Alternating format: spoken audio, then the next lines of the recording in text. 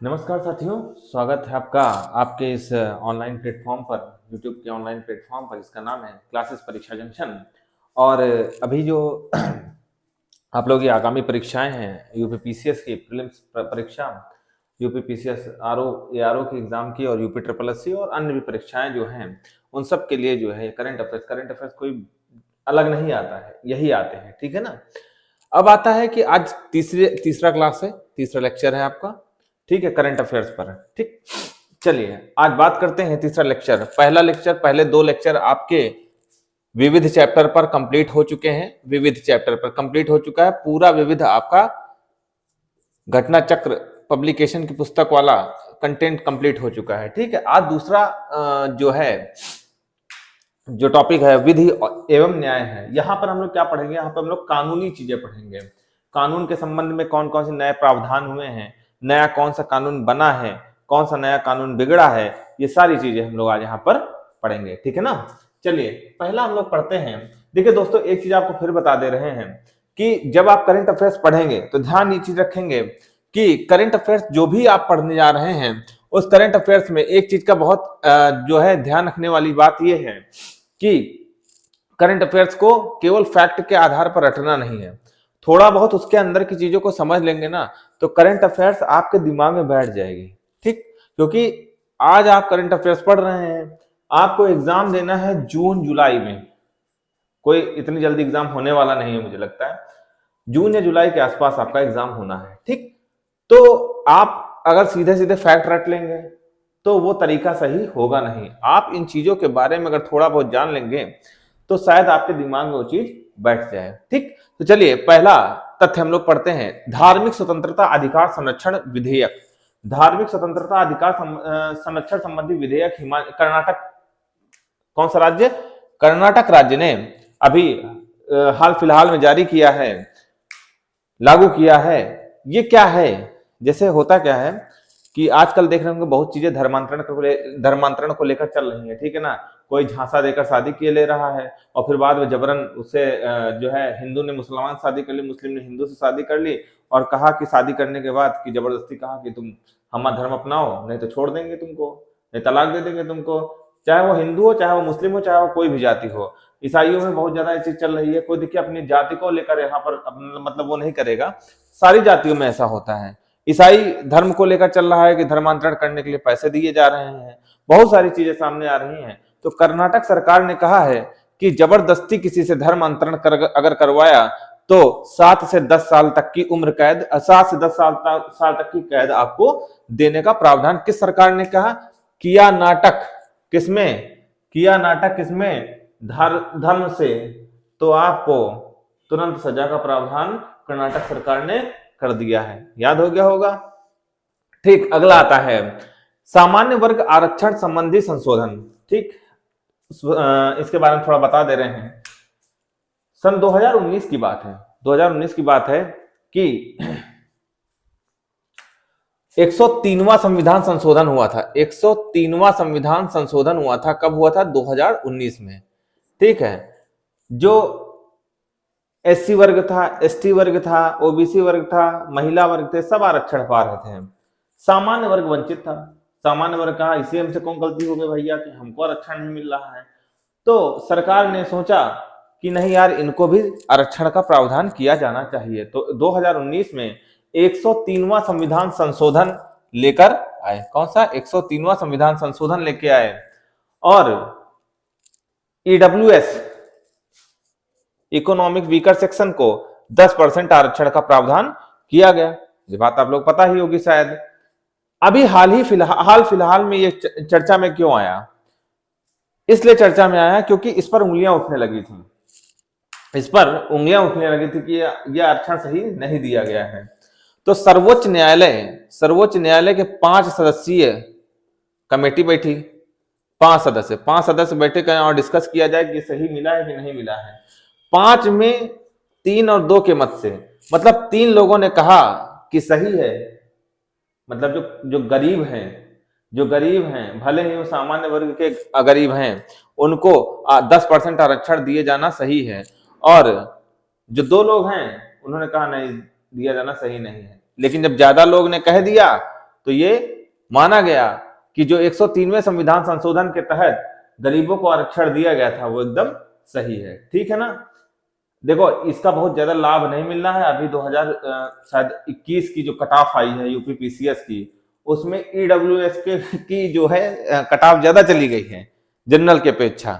ठीक है, तो बहुत ज्यादा लाभ लेने का प्रयास ना करके दुनिया जो है ईडब्ल्यूएस का लाभ उठाने का प्रयास कर रही है। ठीक है, अगली बात करते हैं। राष्ट्रीय डोपिंग रोधी अभिकरण, यहाँ एजेंसी ने अभिकरण है। ठीक है ना। राष्ट्रीय डोपिंग रोधी अभिकरण का मुख्यालय कहां होगा? राष्ट्रीय डोपिंग रोधी अभिकरण का मुख्यालय कहां होगा? नई दिल्ली में है। कहां पे? नई दिल्ली में है। अभी हाल ही में खुला है, इसलिए इसको ध्यान रखना है। राष्ट्रपति महोदय ने राष्ट्रीय डोपिंग रोधी अभिकरण को लॉन्च किया। अच्छा ये बताइए, राष्ट्रीय डोपिंग का मतलब क्या होता है? देखते हैं कि खेल में बहुत लोग हैं डोप टेस्ट में पॉजिटिव पाए गए। एक गोली आती है, खा लिए, घोड़े तेज दौड़ रहे हैं, खड़बड़ खड़बड़ खड़बड़ खड़बड़ दौड़ते चले जा रहे हैं। ठीक है, तो आप लोग ये सोचिएगा कि कैसे इतने तेज। अभी बच्चे जो है आर्मी और नेवी, आर्मी की जो वो होती है क्या, दौड़ होती है, उसमें भी इसका प्रयोग कर रहे हैं। अभी युवा विकास कल्याण अधिकारी का जो एग्जाम हुआ था उसमें बहुत लड़के ये चीज पाया गया था कि देखने में इतने मोटे तगड़े हैं, ये दौड़ निकाल लिए। कैसे निकाल लिए?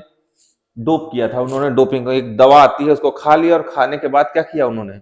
दौड़ लगाई और दौड़ पास हो गए। उसमें मतलब 5-10 मिनट के लिए इतना जुनून आ जाता है कि जो है कुछ दिखता नहीं है, बस लक्ष्य दिखता है। समझे? तो ये, लेकिन अगर ये राष्ट्रीय स्तर पर हो गया, नौकरी स्तर पर हो गया, अगर पकड़ा नहीं गया तो कोई दिक्कत नहीं हुई। लेकिन अंतरराष्ट्रीय स्तर पर जब ओलंपिक के लिए जाते हैं लोग, अगर ये काम करते हैं तो वहां पे एक से एक डोपिंग टेस्ट होते हैं और वहां आप छुपा नहीं सकते हैं। ठीक है, तो इन्हीं चीजों से बचने के लिए डोपिंग रोधी उपकरण की स्थापना की गई है और इसका मुख्यालय कहाँ होगा? नई दिल्ली में होगा। इस चीज को ध्यान रखना है। ठीक, चलिए आगे बात करते हैं। एक ही समय में 2 या 2 से अधिक सामूहिक धर्मांतरण की संज्ञा दी गई। किस राज्य ने ऐसा किया है? हिमाचल प्रदेश ने। मतलब हिमाचल प्रदेश ने, जैसे अभी हम लोग बात कर ही रहे थे धार्मिक स्वतंत्रता अधिकार संरक्षण की, जो कि कर्नाटक सरकार ने लागू किया है।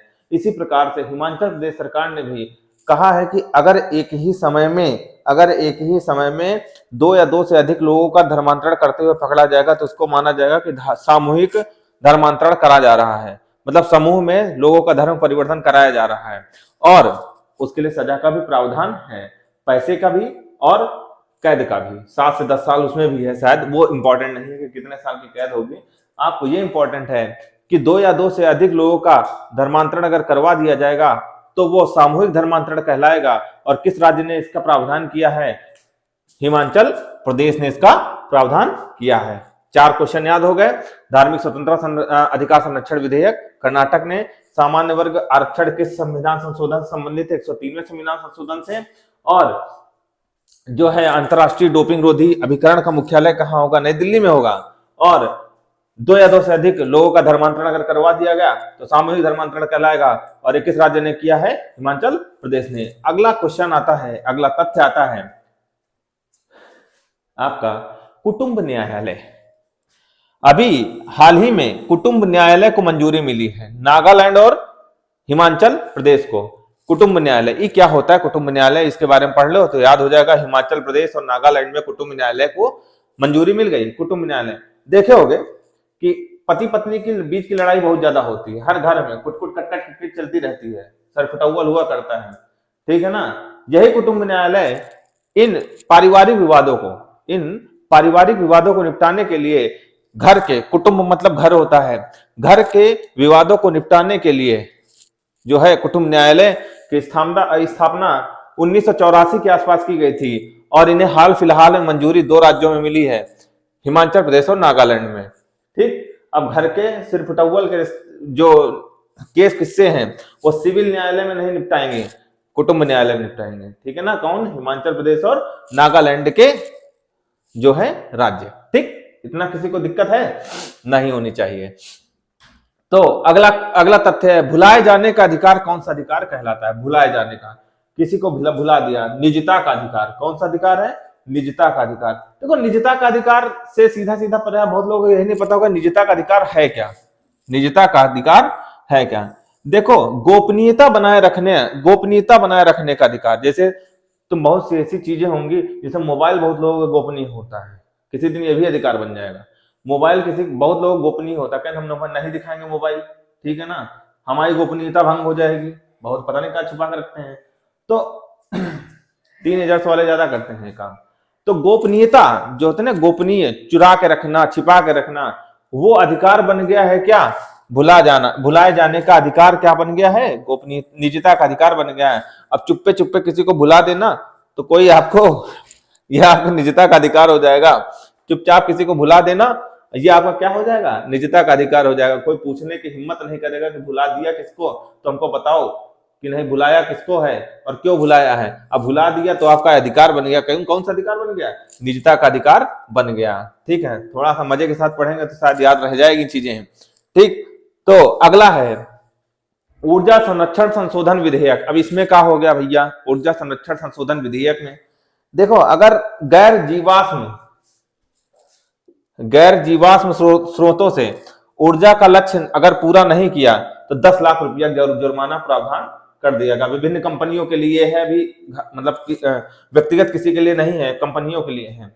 जैसे सारी कंपनियां क्या करती हैं, डीजल से अपना काम चल रहे हैं, ऊर्जा का मतलब ऊर्जा प्राप्त कर रही हैं, कोयले से ऊर्जा प्राप्त कर रही है। ये जीवाश्म स्रोत हैं। ये क्या है? जीवाश्म स्रोत है। इन्वायरमेंट पर्यावरण जब पढ़ाएंगे तो आपको बताएंगे, ठीक है। कोयले से, ठीक है, जीवों के अस्म मतलब जीवों के अंश से जो बना है वही जीवाश्म है। तो कोयला क्या है? लकड़ी से बना, वो भी जीवाश्म है। ठीक है, तो जीवाश्म से अगर ऊर्जा प्राप्त कर रहे हैं, जीवाश्म से अगर ऊर्जा प्राप्त कर रहे हैं, जीवाश्म नहीं, सॉरी, गैर जीवाश्म का मतलब जैसे सोलर पैनल है, जहां जीवों का अंश नहीं लगा है। सोलर पैनल, हर कंपनी को एक निर्धारित कर दिया गया लक्ष्य कि इतना आपको गैर जीवाश्म स्रोतों से लक्ष्य मतलब ऊर्जा प्राप्त करनी है। अगर आपने इतना लक्ष्य नहीं पूरा किया, जैसे मान लो कि आपसे कहा गया 10 गीगावाट की बिजली आपको पानी है, किससे? सोलर पैनल से।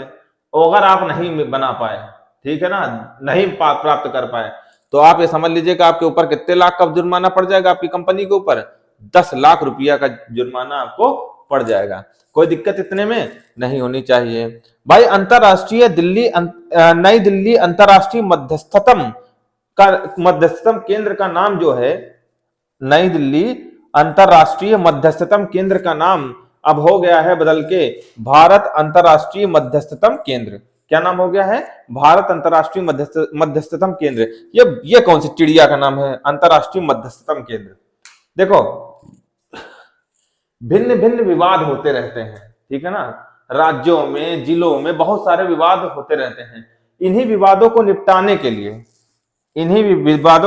निपटाने के लिए अंतरराष्ट्रीय मध्यस्थतम केंद्र की स्थापना की गई है। गुजरात में की गई है, यहाँ की गई, वहां की, बहुत सारे जिलों में की गई है। तो अब नई दिल्ली अंतरराष्ट्रीय मध्यस्थतम केंद्र का नाम क्या हो गया है? भारत अंतरराष्ट्रीय मध्यस्थतम केंद्र। ये याद रखिएगा, ये हो सकता है आ जाए किसी एग्जाम में, ठीक है। अब आता है अगला, medical termination of pregnancy act 1971 में संशोधन हुआ है।